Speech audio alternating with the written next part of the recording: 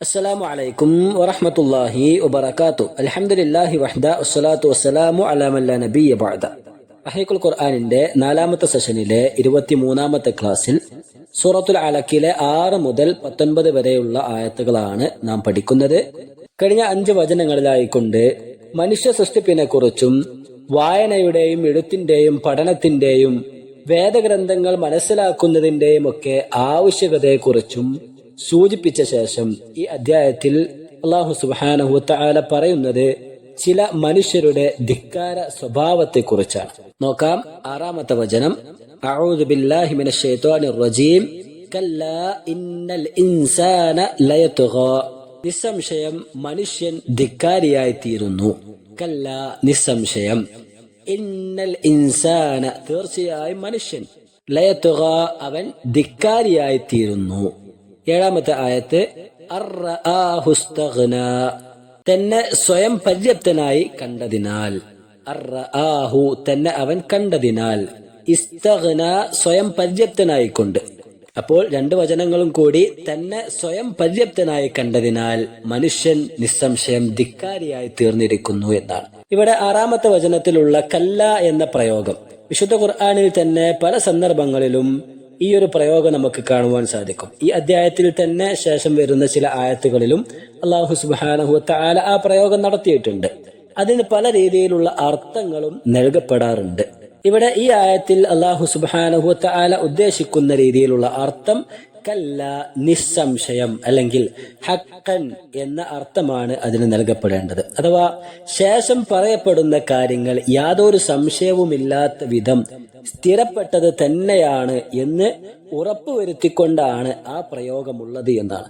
അപ്പോൾ നിസ്സംശയം സ്വയം പര്യാപ്തത നടിക്കുന്നവനായ ഏതൊരു മനുഷ്യനും അവൻ ധിക്കാരിയായി തീർന്നിരിക്കുന്നു എന്നാണ് ഈ ആയത്തുകളിലൂടെ അള്ളാഹു പറഞ്ഞത്.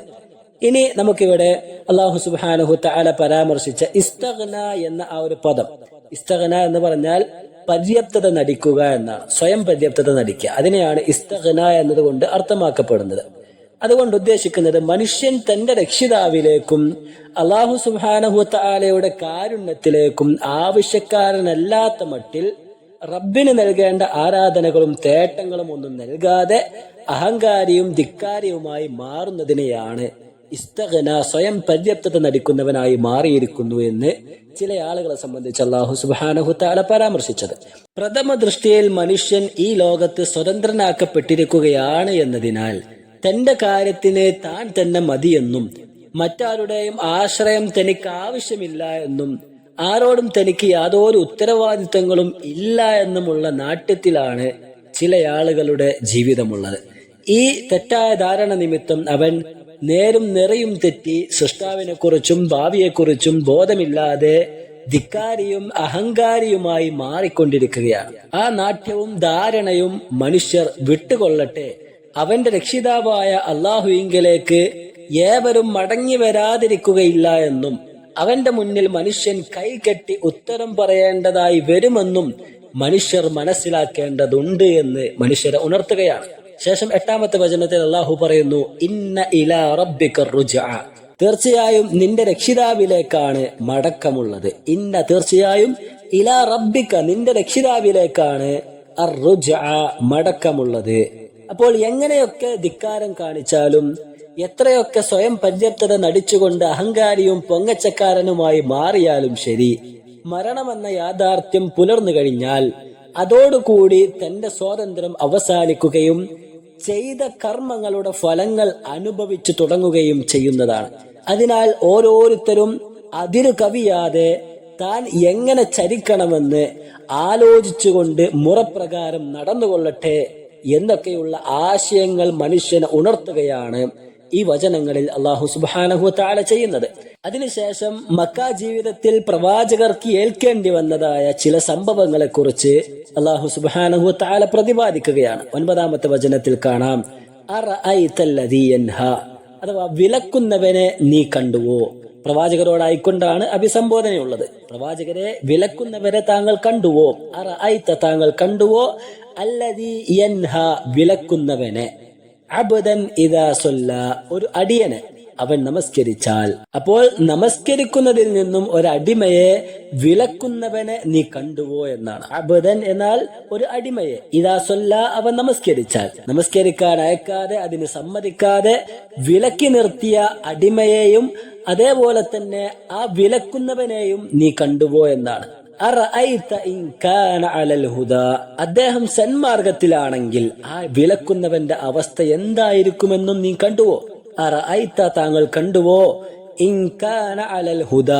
അദ്ദേഹം സന്മാർഗത്തിലാണെങ്കിൽ, അഥവാ ആ അടിമ, ആ നമസ്കരിക്കാൻ വന്ന അടിമ അവൻ സന്മാർഗത്തിലാണെങ്കിൽ ആ വിലക്കുന്നവന്റെ അവസ്ഥ എന്തായിരിക്കും? 12-ാമത്തെ വചനം, ഔ അമറ ബിത്തഖ്വ, അഥവാ അദ്ദേഹം സൂക്ഷ്മത കൈക്കൊള്ളാൻ കൽപ്പിച്ചിരിക്കുകയുമാണെങ്കിൽ, അഥവാ നല്ല കാര്യങ്ങൾ കൽപ്പിക്കുന്ന, തഖ്വ കൽപ്പിക്കുന്ന ഒരു മനുഷ്യനെയാണ് അവൻ വിലക്കിയിരിക്കുന്നത് എങ്കിൽ ആ വിലക്കുന്നവന്റെ അവസ്ഥ എന്തായിരിക്കും? 13-ാമത്തെ വചനം, അവൻ അഥവാ ആ വിലക്കുന്നവൻ നിഷേധിച്ചു തള്ളുകയും തിരിഞ്ഞു കളയുകയും ചെയ്തിരിക്കുകയാണെങ്കിൽ അവന്റെ അവസ്ഥ എന്തായിരിക്കുമെന്ന് താങ്കൾ കണ്ടുവോ? താങ്കൾ കണ്ടുവോ? ആ വിലക്കുന്നവൻ കളവാക്കുകയും പിന്തിരിഞ്ഞു കളയുകയും ചെയ്തിരിക്കുകയാണെങ്കിൽ അവന്റെ അവസ്ഥ എന്തായിരിക്കും? അത് താങ്കൾ കണ്ടുവോ? 14-ാമത്തെ വചനം, അലം യഅലം ബി അന്നല്ലാഹ യറാ, അവൻ മനസ്സിലാക്കിയിട്ടില്ലേ അല്ലാഹു സുബ്ഹാനഹു വതആല കാണുന്നുണ്ട് എന്ന യാഥാർത്ഥ്യം അവൻ മനസ്സിലാക്കിയിട്ടില്ലേ? അലം യഅലം, അവൻ അറിഞ്ഞിട്ടില്ലേ, മനസ്സിലാക്കിയിട്ടില്ലേ? ബി അന്നല്ലാഹ യറാ, തീർച്ചയായും അല്ലാഹു കാണുന്നുണ്ട് എന്ന കാര്യം അവൻ മനസ്സിലാക്കിയിട്ടില്ലേ? ഇവിടെ ഈ വചനങ്ങളെ രണ്ട് രീതിയിൽ നമുക്ക് മനസ്സിലാക്കാൻ സാധിക്കും. ഒന്നാമത്തേത്, നമ്മുടെ ജീവിതത്തിലേക്ക് ബന്ധപ്പെടുത്തിക്കൊണ്ട് നമ്മുടെ ജീവിതത്തിൽ നാം സ്വീകരിക്കേണ്ടതായ ചില നിർദ്ദേശങ്ങൾ പാലിച്ചുകൊണ്ട് നാം ഈ ആയത്തുകളെ മനസ്സിലാക്കണം. രണ്ടാമത്തേത്, പ്രവാചകൻ സല്ലല്ലാഹു അലൈഹി വസല്ലമ തങ്ങളുടെ ജീവിതത്തിൽ സംഭവിച്ച ചില യാഥാർത്ഥ്യങ്ങൾ മനസ്സിലാക്കിക്കൊണ്ട് ഈ ആയത്തുകളെ നാം മനസ്സിലാക്കണം. അതായത് പൊതുവായ സ്വരത്തിൽ ഈ വചനങ്ങളെ നാം വിശകലനം ചെയ്യുകയാണെങ്കിൽ ഇവിടെ അല്ലാഹു സുബ്ഹാനഹു വതആല വിലക്കുന്നവനെ കുറിച്ചും വിലക്കപ്പെടുന്നവനെ കുറിച്ചും പരാമർശിക്കുകയുണ്ടായി. അഥവാ ഒന്നാമത്തേത്, നന്മയിലേക്ക് പ്രവേശിക്കുന്നവനെ നന്മയിൽ നിന്നും വിലക്കുന്ന അക്രമിയായ മനുഷ്യൻ, അഥവാ അല്ലദീ യൻഹ എന്ന് അല്ലാഹു പ്രയോഗിച്ച ആ വിഭാഗം ആളുകൾ, വിലക്കുന്നവൻ. രണ്ടാമത്തേത്, നന്മയിലേക്ക് പ്രവേശിക്കുമ്പോൾ അതിൽ നിന്നും വിലക്കപ്പെടുന്ന വിശ്വാസിയായ അടിമ, അബ്ദൻ ഇദാ സല്ല എന്ന് പ്രയോഗിച്ച ആ ഒരു ഭാഗം. എന്നിട്ട് ആ രണ്ട് വിഭാഗക്കാരുടെയും ചില വിശേഷണങ്ങൾ കൂടി അള്ളാഹു അവിടെ പരാമർശിച്ചു. അതിൽ നിന്ന് നാം മനസ്സിലാക്കേണ്ടത്, നന്മയിലേക്ക് സതുദ്ദേശത്തോടെ പ്രവേശിക്കുന്ന ഒരു മനുഷ്യനെ തടയുന്നതിന്റെ ഗൗരവം ഈ ആയത്ത് നമ്മെ പഠിപ്പിക്കുന്നുണ്ട് എന്നതാണ്. മാത്രമല്ല, നന്മയിൽ പ്രവേശിക്കുന്ന ആ വ്യക്തി അയാൾ സന്മാർഗത്തിലുള്ളവനും അയാൾ നന്മ കൽപ്പിക്കുന്നവനുമാണെങ്കിൽ തടയുന്നവൻ ചെയ്യുന്ന തെറ്റിന്റെ ആഴം അധികരിക്കുന്നു എന്ന് നമ്മൾ മനസ്സിലാക്കണം. അതേപോലെ തന്നെ നന്മ ചെയ്യുന്നവനെ തടയുന്ന വ്യക്തിയാകട്ടെ തിന്മയുടെ വക്താവും അല്ലാഹു സുബ്ഹാനഹു വതആലയിൽ നിഷേധിക്കുന്നവനോ അല്ലെങ്കിൽ അല്ലാഹുവിൽ പങ്കു ചേർക്കുന്നവനോ ആണെങ്കിൽ ചെയ്യുന്ന തെറ്റിന്റെ ആഴം അത് വീണ്ടും അധികരിക്കുന്നു എന്ന് നാം മനസ്സിലാക്കണം. അപ്രകാരം നന്മയിൽ നിന്നും തടയുന്ന ഈ മനുഷ്യന്റെ പരലോകത്തെ കുറിച്ചൊന്ന് ചിന്തിച്ചു നോക്കിയാൽ എത്രമേൽ പരാജയത്തിന്റെ പടുകുടിയിലാണ് അയാളുള്ളത് എന്ന് നമുക്ക് മനസ്സിലാക്കുവാൻ സാധിക്കും. ഇനി നാം പറഞ്ഞ രണ്ടാമത്തെ ഭാഗം, അഥവാ ഈ വചനങ്ങൾക്ക് ചില അവതീർണ പശ്ചാത്തലങ്ങൾ തഫ്സീറുകളിൽ നമുക്ക് കാണുവാൻ സാധിക്കും. ഇവിടെ 9-ാമത്തെ വചനത്തിൽ അല്ലാഹു സുബ്ഹാനഹു വതആല പറഞ്ഞ അല്ലദീ യൻഹ, അഥവാ വിലക്കുന്നവൻ എന്ന് സൂചിപ്പിച്ചത് അബൂജഹലിനെ സംബന്ധിച്ചാണ്. ഖുറൈശികളിലെ നേതാവും അവരിലെ വിധികർത്താവുമായ അംർ ഇബ്നു ഹിഷാമിനെ അബുൽ ഹക്കം, അഥവാ വിധി കൽപ്പിക്കുന്നവൻ അല്ലെങ്കിൽ വിധിയുടെ പിതാവ് എന്നായിരുന്നു ഖുറൈശികൾ വിശേഷിപ്പിച്ചിരുന്നത്. എന്നാൽ മതവിഷയങ്ങളിലും സത്യം ഉൾക്കൊള്ളുന്നതിലുമുള്ള അജ്ഞതയും അവന്റെ അന്ധതയും കാരണത്താൽ പ്രവാചകൻ സല്ലല്ലാഹു അലൈഹി വസല്ലമ തങ്ങൾ അയാളെ അബൂജഹൽ അല്ലെങ്കിൽ അജ്ഞതയുടെ പിതാവ് എന്നായിരുന്നു വിശേഷിപ്പിച്ചിരുന്നത്. അപ്പോൾ ആ വ്യക്തിയെ സൂചിപ്പിച്ചുകൊണ്ടാണ് അല്ലദീ യൻഹ എന്ന് 9-ാമത്തെ വചനത്തിൽ അല്ലാഹു പരാമർശിച്ചത്. അതേപോലെ തന്നെ ശേഷം 10-ാമത്തെ ആയത്തിൽ അബ്ദൻ ഇദാ സല്ല എന്ന് പറഞ്ഞു. അതിൽ അബ്ദൻ എന്ന് സൂചിപ്പിച്ചത് പ്രവാചകൻ സല്ലല്ലാഹു അലൈഹി വസല്ലമ തങ്ങളെ കുറിച്ചാണ്. അഥവാ വിഗ്രഹങ്ങളാലും തങ്ങളുടെ ആരാധ്യ വസ്തുക്കളാലും നിറക്കപ്പെട്ടിരുന്ന കഅബാലയവും ചുറ്റുപാടും മക്കാ മുശ്രിക്കുകളുടെ അധീനതയിലായിരുന്ന ഇസ്ലാമിന്റെ ആദ്യ കാലഘട്ടങ്ങളിൽ പ്രവാചകൻ സല്ലല്ലാഹു അലൈഹി വസല്ലമ തങ്ങളെ കഅബാലയത്തിന് അരികിൽ നിന്ന് ആരാധനകൾ നടത്തുന്നത് പോലും ഖുറൈശി നേതാക്കൾ വിലക്കിയിരുന്നു. പിന്നെയും നബി കരീം സല്ലല്ലാഹു അലൈഹി വസല്ലമ തങ്ങൾ അവരൊന്നും കാണാതെ കുറെയൊക്കെ ഒളിഞ്ഞും പാത്തും കഅബാലയത്തിന് അരികിൽ പ്രവാചകൻ സല്ലല്ലാഹു അലൈഹി വസല്ലമ തങ്ങൾ നമസ്കരിക്കുന്നതും പ്രാർത്ഥിക്കുന്നതുമൊക്കെ ചില ആളുകൾ അബൂജഹലിനെ പോലെയുള്ള നേതാക്കന്മാരെ വിവരമറിയിച്ചപ്പോൾ അബൂജഹൽ ഉച്ചത്തിൽ വിളിച്ചു പറയുകയാണ്, വല്ലാത്തി വൽ ഉസ്സ ലഇൻ റഅയ്തുഹു യുസല്ലി കദാലിക്.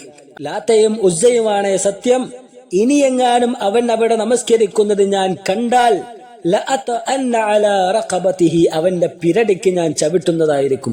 വലഉഅഫിറന്ന വജ്ഹഹു ഫിത്തുറാബ്, അവന്റെ മുഖം മണ്ണിൽ ഞാൻ പുരട്ടുന്നതായിരിക്കും എന്ന് പ്രഖ്യാപിക്കുകയാണ്. അങ്ങനെ ഫഅത റസൂലുള്ളാഹി സ്വല്ലല്ലാഹു അലൈഹി വസല്ലം, പ്രവാചകൻ സ്വല്ലല്ലാഹു അലൈഹി വസല്ലം തങ്ങൾ നമസ്കരിച്ചുകൊണ്ടിരിക്കെ പ്രവാചകരുടെ പിരടിക്ക് ചവിട്ടാനായി ആ മനുഷ്യൻ തുനിയുകയാണ്. ഫമാ ഫജഅഹും മിൻഹു ഇല്ലാ വഹുവ യൻകിസു അലാ ഖിബൈഹി വയത്തഖി ബിയദിഹി. അഥവാ ആ സന്ദർഭത്തിൽ പ്രവാചകന്റെ പിരടിക്ക് ചവിട്ടാൻ വേണ്ടി അബൂജഹൽ മുന്നോട്ട് കുതിച്ചപ്പോൾ പ്രവാചകന്റെ അരികിലേക്ക് എത്താൻ സന്ദർഭത്തിൽ പെട്ടെന്ന് അയാൾ പിന്നോട്ട് മാറി നിൽക്കുകയാണ്. കൈകൊണ്ടെന്തൊക്കെയോ തടഞ്ഞു നിർത്തിക്കൊണ്ട് അയാൾ പിന്നോട്ട് മാറുകയാണ്. ഫഖീല ലഹു, ആ സന്ദർഭത്തിൽ അയാളുടെ ഭാഗത്തുള്ള ചില ആളുകൾ അയാളോടായിക്കൊണ്ട് ചോദിക്കുന്നുണ്ട്, മാലക്, എന്ത് പറ്റി, എന്തേ പിന്നോട്ട് പോകുന്നത്? അപ്പോൾ അബൂജഹൽ തിരിച്ചു പറയുന്നു, ഇന്ന ബൈനി വബൈനഹു ഖന്ദകം മിൻ നാരിൻ വഹൗലൻ വഅജ്നിഹതൻ, എനിക്കും മുഹമ്മദിനുമിടയിൽ തീക്കുണ്ടാരം കൊണ്ടുള്ള വലിയൊരു കിടങ്ങ് സൃഷ്ടിക്കപ്പെടുകയും എന്നിട്ട് അതിൽ നിന്നും വലിയ ഭീതി പരത്തുന്ന ചിറകുകളും എന്തൊക്കെയോ ചില വസ്തുക്കളും എന്റെ മേൽ ആക്രമിക്കാൻ വരികയും ചെയ്യുന്നതായി ഞാൻ കണ്ടു. അതിനാൽ ഞാൻ പിന്നോട്ട് മാറിയെന്ന് അബൂജഹൽ പറയുകയാണ്. ഇതിനെ സംബന്ധിച്ച് പ്രവാചകൻ സല്ലല്ലാഹു അലൈഹി വസല്ലം തങ്ങൾ ശേഷം പറയുന്നുണ്ടല്ലോ, ഉദനാ മിന്നി ലഖ്തതഫത്ഹു അൽ മലായികതു ഉദുവൻ ഉദുവ, അവനെങ്ങാനും എന്റെ അരികിലേക്ക് വന്നിരുന്നെങ്കിൽ മലക്കുകൾ അവനെ കഷ്ണം കഷ്ണമായി വിച്ഛേദിച്ചു കളയുമായിരുന്നു എന്ന് പറഞ്ഞതായി കാണുവാൻ സാധിക്കും. അപ്പോൾ പറഞ്ഞു വന്നത്, അബൂജഹലിനെ സംബന്ധിച്ചാണ് ഈ വചനം അവതീർണമാകുന്നത്. അയാളെ സൂചിപ്പിച്ചുകൊണ്ടാണ് ഇവിടെ അല്ലാഹു സുബ്ഹാനഹു വ തആല 9-ാമത്തെ വചനത്തിൽ അല്ലദീ യൻഹ, വിലക്കുന്നവൻ എന്ന് സൂചിപ്പിച്ചിട്ടുള്ളത്. അതേപോലെ തന്നെ അബൂജഹലിന്റെ ഈ ഒരു പ്രവൃത്തി അതിനെ സൂചിപ്പിച്ചിട്ട് കൂടിയാണ് 15-ാമത്തെ വചനത്തിലും അല്ലാഹു സുബ്ഹാനഹു വ തആല പറയുന്നത്, കല്ലാ ലഇല്ലം യൻതഹി ലനസ്ഫഅൻ ബിന്നാസിയ, നിസ്സംശയം തീർച്ചയായും അവനെങ്ങാനും വിരമിച്ചിട്ടില്ലായിരുന്നെങ്കിൽ നാം ആ മൂർധാവ് പിടിച്ചു വലിക്കുക തന്നെ ചെയ്യുമായിരുന്നു. കല്ല, നിസ്സംശയം, ലഇല്ലം യൻതഹി, അവനെങ്ങാനും വിരമിച്ചില്ലായിരുന്നെങ്കിൽ ലനസ്ഫഅൻ, നാം പിടിച്ചു വലിക്കുക തന്നെ ചെയ്യും, ബിന്നാസിയതി, ആ മൂർധാവ് അല്ലെങ്കിൽ അവന്റെ മൂർധാവ് നാം പിടിച്ചു വലിക്കുക തന്നെ ചെയ്യുമെന്നാണ്. എന്നിട്ട് ശേഷം വീണ്ടും പറഞ്ഞു 16-ാമത്തെ വചനത്തിൽ, നാസിയത്തിൻ കാദിബത്തിൻ ഖാതിഅ, അഥവാ കള്ളം പറയുന്ന പാപം ചെയ്യുന്ന ആ മൂർധാവ് അത് നാം പിടിച്ചു വലിക്കുക തന്നെ ചെയ്യുമായിരുന്നു എന്നാണ്. അബൂജഹലിന്റെ ആ പ്രവൃത്തി അവൻ നിർത്താതെ മുന്നോട്ട് കൊണ്ടുപോവുകയും നമസ്കരിച്ചു കൊണ്ടിരിക്കുന്ന പ്രവാചകരുടെ അരികിലേക്ക് അവൻ എത്തുകയും ചെയ്തിരുന്നെങ്കിൽ അവന്റെ അവസ്ഥ ഏറെ പരിതാപകരം തന്നെയായിരിക്കും. അതേ രീതിയിൽ തന്നെ നന്മയിൽ നിന്നും വിശ്വാസികളെ തടയാൻ ശ്രമിച്ചുകൊണ്ടിരിക്കുന്ന ഏതൊരു അക്രമിയുടെയും ഏതൊരു നിഷേധിയുടെയും പരലോകത്തെ അവസ്ഥ ഭീതിജനകം തന്നെയാണ് എന്ന് നാം മനസ്സിലാക്കേണ്ടതുണ്ട്. ഭൗതിക ലോകത്ത് അതിന്റെ അടയാളങ്ങളും പ്രയാസങ്ങളും പ്രത്യക്ഷത്തിലോ പരോക്ഷത്തിലോ അക്രമികൾക്ക് നേരിടേണ്ടി വന്നാലും ഇല്ലെങ്കിലും പരലോകത്ത് അതിന്റെ അനന്തരഫലം അവർ അനുഭവിക്കൽ അനിവാര്യം തന്നെയാണ്. വിശ്വാസി സമുദായത്തെ ദുരിതങ്ങളിലേക്കും കഷ്ടപ്പാടുകളിലേക്കും തള്ളിവിടുകയും അതിൽ ആസ്വാദനം കണ്ടെത്തുകയും പിഞ്ചു കുഞ്ഞുങ്ങളെപ്പോലും തേടിപ്പിടിച്ച് കഷ്ണം കഷ്ണമായി വിച്ഛേദിച്ച് ആഹ്ലാദം പങ്കിടുകയും കാട്ടുചെന്നായ്ക്കളെപ്പോലും പരാജയപ്പെടുത്തുന്ന കഴുകക്കൂട്ടങ്ങളെപ്പോലും ലജ്ജയിലാഴ്ത്തുന്ന മാനുഷിക മൂല്യങ്ങളെ കാറ്റിൽ പറത്തിയ ഇസ്രായേൽ ജനവിഭാഗത്തിന്റെ അന്ത്യം എത്രത്തോളം ഭയാനകരമായിരിക്കുമെന്നും പരലോകത്ത് തങ്ങൾക്ക് ഏൽക്കേണ്ടി വരുന്ന ശിക്ഷയുടെ കാഠിന്യം എത്രമേൽ ദുരിതപൂർണമായിരിക്കുമെന്നും ഈ വചനങ്ങൾ പഠിക്കുമ്പോൾ നാം വിലയിരുത്തേണ്ടതുണ്ട്.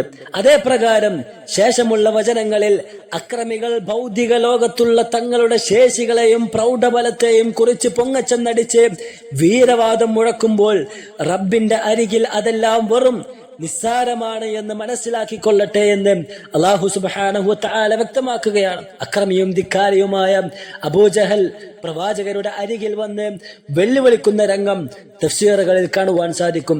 ഇബ്നു അബ്ബാസ് റളിയല്ലാഹു തആല അൻഹു പറയുന്നു, പ്രവാചകൻ സല്ലല്ലാഹു അലൈഹി വസല്ലമ തങ്ങൾ നമസ്കരിച്ചു കൊണ്ടിരിക്കുന്ന സന്ദർഭത്തിൽ അബൂജഹൽ ഇബ്നു ഹിഷാം പ്രവാചകരുടെ അരികിലേക്ക് വരികയാണ്. എന്നിട്ട് പറയുന്നുണ്ട്, യാ മുഹമ്മദ് അലം അൻഹക അൻ ഹാദാ, മുഹമ്മദേ, ഇവിടുന്ന് നിസ്കരിക്കരുത് എന്ന് ഞാൻ പറഞ്ഞതല്ലേ, ഞാൻ നിന്നെ വിലക്കിയിരുന്നില്ലേ? വതവഅദഹു, പ്രവാചകർക്ക് താക്കീത് കൊടുക്കുകയാണ്. അത് കേട്ട് പ്രവാചകൻ സല്ലല്ലാഹു അലൈഹി വസല്ലം കോപിഷ്ഠനായി കൊണ്ട് അവനോട് താക്കീത് കൊടുക്കുന്നുണ്ടല്ലെങ്കിൽ അവനെ പേടിപ്പിക്കുന്നുണ്ട്. ആ സന്ദർഭത്തിൽ അബൂജഹൽ തിരിച്ചു പറയുന്നു, യാ മുഹമ്മദ് ബിഅയ്യി ശൈഇൻ തുഹദ്ദിദുനി, മുഹമ്മദേ, നീ എന്ത് ധൈര്യത്താലാണ് എന്നെ നീ പേടിപ്പിക്കുന്നത്? അമാ വല്ലാഹി ഇന്നി ലഅക്സറു ഹാദൽ വാദി നാദിയൻ, അഥവാ നിന്നേക്കാൾ സന്നാഹമുള്ളവൻ, ഈ നാട്ടിൽ കൂടുതൽ ബലമുള്ളത് അത് ഞാനാണ്. നീ എന്ത് ധൈര്യത്തിലാണ് എന്നെ പേടിപ്പിക്കുന്നത്? ആ സന്ദർഭത്തിലാണ് ഈ അധ്യായത്തിലെ 17, 18 വചനങ്ങൾ അവതീർണമാകുന്നത്. ഫല്യദ്ഉ നാദിയ, എന്നിട്ട് അവൻ അവന്റെ സഭയിലുള്ളവരെ വിളിച്ചുകൊള്ളട്ടെ. ഫല്യദ്ഉ, അവൻ വിളിച്ചുകൊള്ളട്ടെ. നാദിയഹു, അവന്റെ സഭയിലുള്ള ആളുകളെ. അപ്പോൾ സനദ്ഉ സബാനിയ, നാം സബാനിയത്തിനെ വിളിച്ചുകൊള്ളാം, അഥവാ ശിക്ഷ നടപ്പാക്കുന്ന മലക്കുകളെ നാമും വിളിച്ചുകൊള്ളാം എന്നാണ്. എത്ര വലിയ ആരോഗ്യവും മസിൽ പവറും കായിക ബുദ്ധിശേഷിയുമുള്ള മനുഷ്യനാണെങ്കിലും ശരി, തന്റെ റബ്ബിനോട് ഏറ്റുമുട്ടാനുള്ള തന്റെ ഇടവും കഴിവും ഒരാൾക്കും ഇല്ല എന്ന് വ്യക്തമാക്കുകയാണ് ഈ വചനങ്ങളിലൂടെ. അല്ലാഹു സുബ്ഹാനഹു വ തആല നിശ്ചയിക്കുന്ന ശിക്ഷകൾ കൃത്യമായി നടപ്പാക്കുന്ന മലക്കുകളുടെ മുന്നിൽ മനുഷ്യർ എതിർക്കുവാൻ ശേഷിയില്ലാത്തവരായി അത് ഏറ്റുവാങ്ങുന്നതായിരിക്കും. ആ ശിക്ഷ മനുഷ്യൻ അനുഭവിക്കുന്നതായിരിക്കും. ആ മലക്കുകളെ അല്ലാഹു സുബ്ഹാനഹു വ തആല വിളിച്ചാൽ തൽസമയം ശിക്ഷകൾ നടപ്പാക്കപ്പെടുന്നതായിരിക്കും. ഈ ആയത്തുകൾ അവതരിച്ച പശ്ചാത്തലത്തിൽ തന്നെ അബൂജഹൽ തന്റെ സംഘത്തെ വിളിച്ചിരുന്നെങ്കിൽ അവന്റെ മേൽ അള്ളാഹുവിന്റെ ശിക്ഷ അവതരിപ്പിക്കപ്പെടുമായിരുന്നു എന്ന് ഇബ്നു അബ്ബാസ് റളിയല്ലാഹു തആല അൻഹു പറയുന്നു.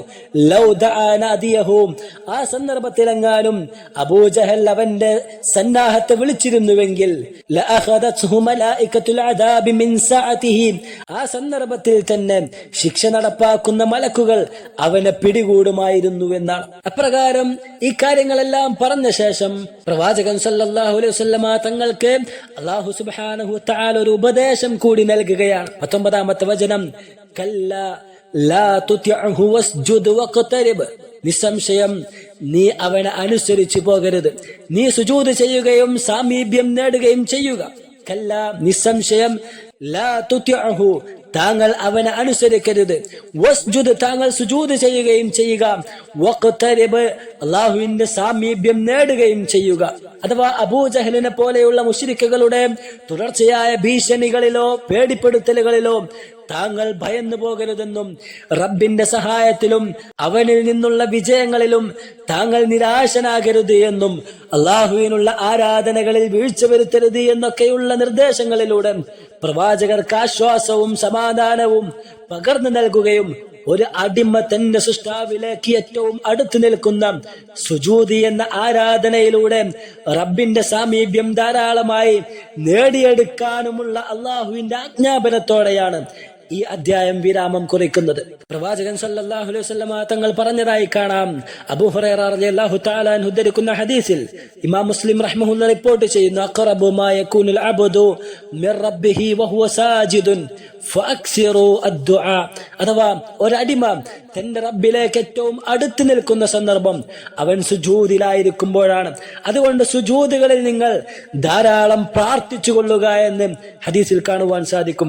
പ്രവാചകർക്ക് അല്ലാഹു നൽകിയ ഈ നിർദ്ദേശം അത് നാമും നമ്മുടെ ജീവിതത്തിൽ പാലിക്കേണ്ടതായ നിർദ്ദേശമാണ്. എത്ര കണ്ട് നാം വഴിതെറ്റിക്കപ്പെട്ടാലും നേർമാർഗം കണ്ടെത്തി അതിലേക്ക് പ്രവേശിക്കുവാൻ എപ്പോഴും നാം ബാധ്യതപ്പെട്ടവരാണ് എന്ന ബോധം നമുക്കുണ്ടായിരിക്കേണ്ടതുണ്ട്. അത്തരത്തിൽ ജീവിതത്തെ ക്രമീകരിക്കുവാൻ അല്ലാഹു സുബ്ഹാനഹു വ തആല തൗഫീഖ് പ്രദാനം ചെയ്യുമാറാകട്ടെ. യഥാർത്ഥ മുസ്ലിമായി ജീവിക്കാനും വിശ്വാസ വൈകല്യമില്ലാതെ മരണപ്പെടുവാനുമുള്ള തൗഫീഖ് അല്ലാഹു നമുക്കെല്ലാം നൽകി അനുഗ്രഹിക്കുമാറാകട്ടെ. വസല്ലല്ലാഹു വസല്ലം അലാ നബിയിന മുഹമ്മദ്. അസ്സലാമു അലൈക്കും വറഹ്മത്തുള്ളാഹി വബറകാതുഹു.